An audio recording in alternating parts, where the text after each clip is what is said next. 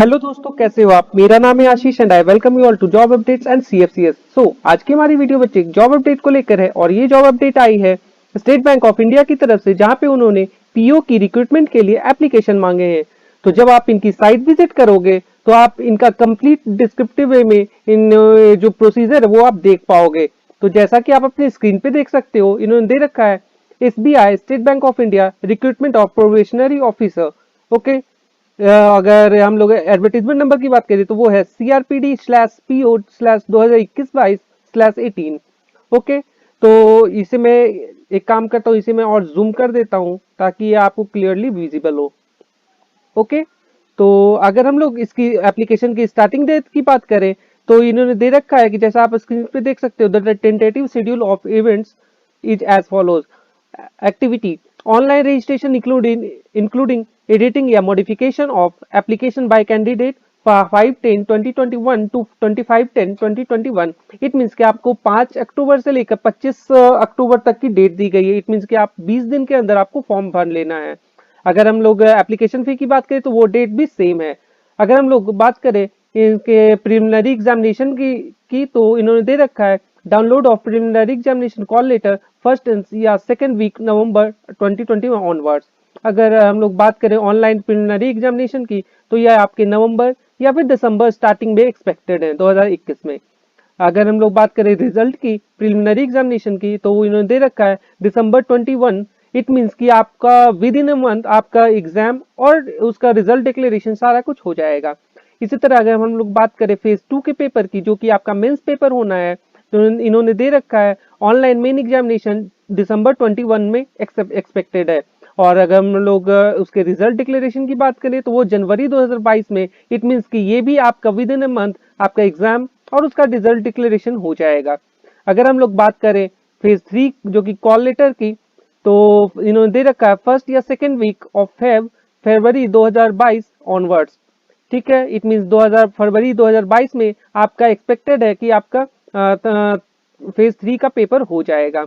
अगर हम लोग बात करें इंटरव्यू की, जो कि फेज 3 का ही पार्ट है, तो इन्होंने दे रखा है इंटरव्यू या फिर इंटरव्यू एंड ग्रुप एक्सरसाइज, दोनों में से कोई एक चीज हो सकती है आपकी। तो इन्होंने दे रखा है सेकेंड या थर्ड वीक ऑफ फरवरी 2022। अगर डिक्लेरेशन ऑफ फाइनल रिजल्ट की बात करें फेज 3 की तो वो फरवरी या मार्च 2022 में एक्सपेक्टेड है।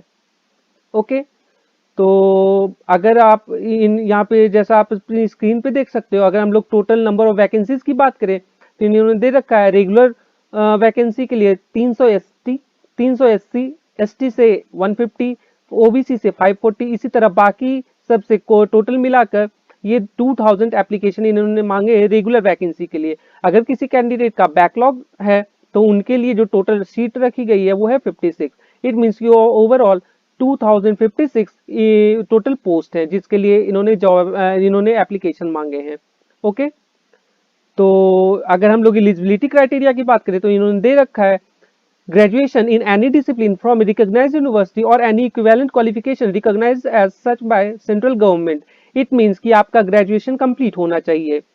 ठीक है, और इन्होंने दे रखा है those who are in the final year या final semester of their graduation में also apply provisionally subject to condition that if called for interview they will have to produce proof of having passed the graduation examination on or before 31/12/2021।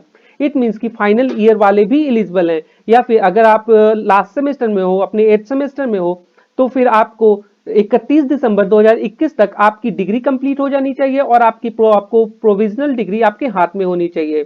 ठीक है, यदि आपके पास interview के लिए call आता है तो उस टाइम तक। ओके, जैसा आप अपनी स्क्रीन पे देख सकते हो यहाँ पे।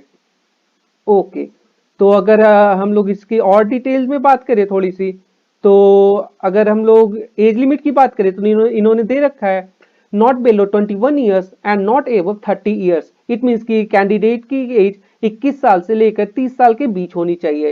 As on 01/04/2021 that is candidate must have been born not later than 014 2000 and not earlier than 024 1991।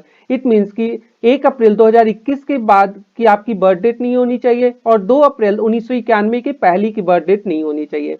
अगर हम लोग एज रिलैक्सेशन की बात करें तो SC/ST के लिए 5 इयर्स का 5 साल का, OBC के नॉन क्रिमिनल के लिए 3 साल का और person with benchmark disabilities PWD candidate के लिए अगर आप SC/ST से बिलोंग करते हो देन 15 इयर्स का, अगर आप OBC से बिलोंग करते हो देन 13 इयर्स का, अगर आप जनरल या EWS में आते हो तो फिर आपको 10 ईयर का एज रिलैक्सेशन मिलेगा।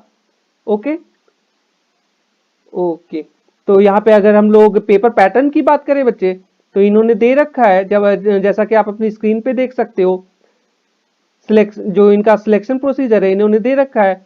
फेज 1 प्रिलिमिनरी एग्जामिनेशन इन्होंने दे रखा है। Preliminary examination consisting of objective test of 100 marks will be conducted online. The test will have of 3 section with separate timings of each section as follows.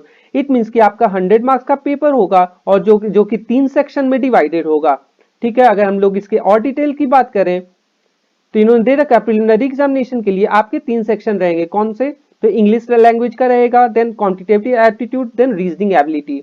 Okay, अगर हम लोग number of questions की बात करें तो इंग्लिश लैंग्वेज के लिए 30 questions और क्वांटिटेटिव एप्टीट्यूड के लिए 35 क्वेश्चन, रीजनिंग एबिलिटी के लिए 35 क्वेश्चन। इट मींस ओवरऑल आपके 100 क्वेश्चन आएंगे। और अगर ड्यूरेशन की बात करें तो हर एक सेक्शन के लिए आपको 20 मिनट्स का टाइम अलॉट किया जाएगा। इट मींस 1 घंटे का आपका पेपर होगा जो कि प्रिलिमिनरी पेपर होगा। अगर हम लोग मेंस की बात करें, मेंस पेपर की, तो इन्होंने दे रखा है main examination will be conducted online and will consist of objective test for 200 marks. It means कि जो मेंस का पेपर होगा वो 200 मार्क्स का होगा objective and descriptive test of 50 marks. It means कि मेंस का पेपर 2 शिफ्ट में होगा, एक आपका ऑब्जेक्टिव पेपर होगा, देन आपका सब्जेक्टिव डिस्क्रिप्टिव पेपर होगा 50 मार्क्स का।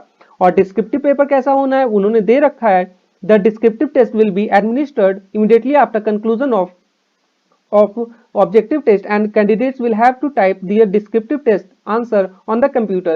it means कि आपका जैसे ही आपका ऑब्जेक्टिव सेक्शन कंप्लीट होगा आपको डिस्क्रिप्टिव टेस्ट देना पड़ेगा और आपको अपने आंसर जो कि डिस्क्रिप्टिव टेस्ट के होंगे वो आपको कंप्यूटर में ही टाइप करना होगा।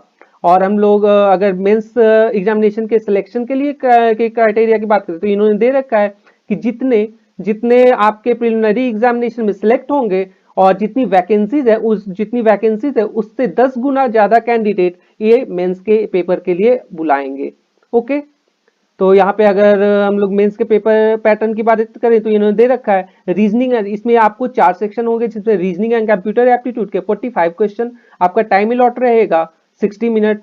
इसी तरह और जो मैक्सिमम मार्क्स है वो है 60। इसी तरह data analysis and interpretation 35 question, maximum marks 60 और जो ड्यूरेशन रहेगा वो है 45 मिनट्स। इसी तरह जनरल या इकोनॉमी या बैंकिंग अवेयरनेस के 40 क्वेश्चंस आएंगे जिसका मैक्सिमम मार्क्स होगा 40 और टाइम अलॉट रहेगा 35 मिनट्स। अगर इंग्लिश लैंग्वेज की बात करें तो 35 question, 40 marks and 40 minute. It means कि जो अगर टोटल नंबर ऑफ क्वेश्चंस की बात करें तो वो होंगे 155, अगर टोटल मैक्सिमम मार्क्स की बात करें तो वो होंगे 200, जैसा कि हम लोग पहले ही डिस्कस कर चुके।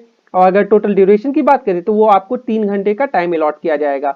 और डिस्क्रिप्टिव टेस्ट में इन्होंने दे रखा है the duration of descriptive test is 30 minute. It means 30 minute का आपका डिस्क्रिप्टिव टेस्ट होगा।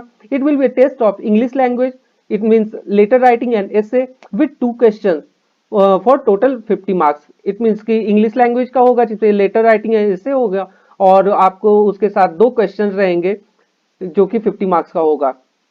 ओके, अगर हम लोग सिलेक्शन क्राइटेरिया फॉर फेज 3 की बात करें तो इन्होंने दे रखा है category wise merit list will be drawn on the basis of aggregate marks score in phase 2 mains examination. It means कि आपका जो फेज 3 के लिए जो आपका सिलेक्शन होगा वो प्योरली होगा आपके मेंस के स्कोर पे।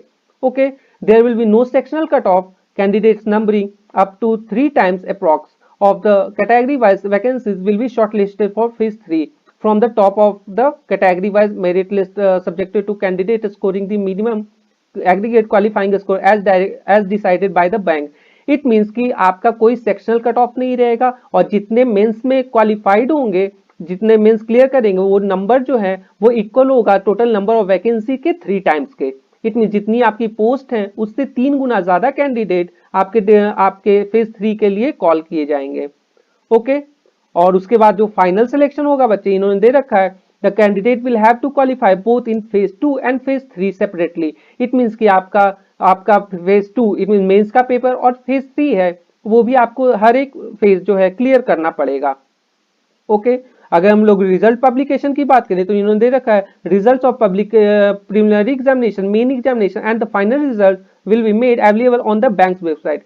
इट मीन्स कि इन केस अगर आप सिलेक्ट होते हो और आपकी ईमेल आईडी पे इंफॉर्मेशन नहीं आता है तब भी आप रेगुलर इनकी साइट विजिट करते रहो जो एसबीआई की ऑफिशियल साइट है। ओके अगर हम लोग एग्जामिनेशन सेंटर की बात करें, अगर हम लोग एग्जामिनेशन सेंटर की बात करें बच्चे, तो आप जो भी मेजर स्टेट है इंडिया में और वहाँ की जो मेजर सिटीज है वहाँ आप अपना सेंटर चूज कर सकते हो। जैसे अगर मैं कुछ सेंटर की बात करूं तो जैसे अगर आसाम से है वो आप, तो आसाम में आप डिब्रूगढ़, गुवाहाटी, जोरहट, सिलचर, तेजपुर इन जगह पे अपना सेंटर चूज कर सकते हो। आप बिहार से हो देन आरा, औरंगाबाद, भागलपुर, दरभंगा, गया, मुजफ्फरपुर, पटना, पूर्णिया आप इन जगह पे अपना सेंटर चूज कर सकते हो।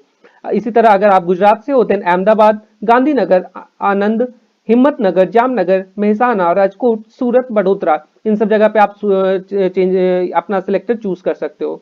इसी तरह अगर आप मध्य प्रदेश से हो देन भोपाल, ग्वालियर, इंदौर, जबलपुर, सतना, सागर, उज्जैन। अगर आप महाराष्ट्र से हो देन अमरावती, औरंगाबाद, चंद्रपुर, धुले। अगर आप मेघालय से हो तो शिलोंग। और इसी तरह जो भी मेजर स्टेट में से आप बिलोंग करते हो, जिस स्टेट से भी, आप वहां के मेजर सिटीज पे अपना सेंटर चूज कर सकते हो। ये थी हमारी आज की जॉब अपडेट। आई होप आपको अच्छी लगी होगी और मुझे लगता है मैंने सारा कुछ क्लियर कर दिया। तो अगर आप एलिजिबल हो, आप फॉर्म भरना चाहते हो तो आप विद इन टाइम, अभी आपके पास काफी टाइम है, तो आप जल्दी से जल्दी जाकर फॉर्म फिलअप कर दें।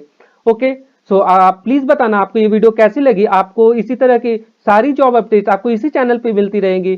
तो आपसे रिक्वेस्ट है कि आप प्लीज चैनल को सब्सक्राइब कर दें और अपने लाइक करना आप इस चैनल को, और आप प्लीज अपने दोस्तों के साथ शेयर करना। Okay it is all for today, thank you.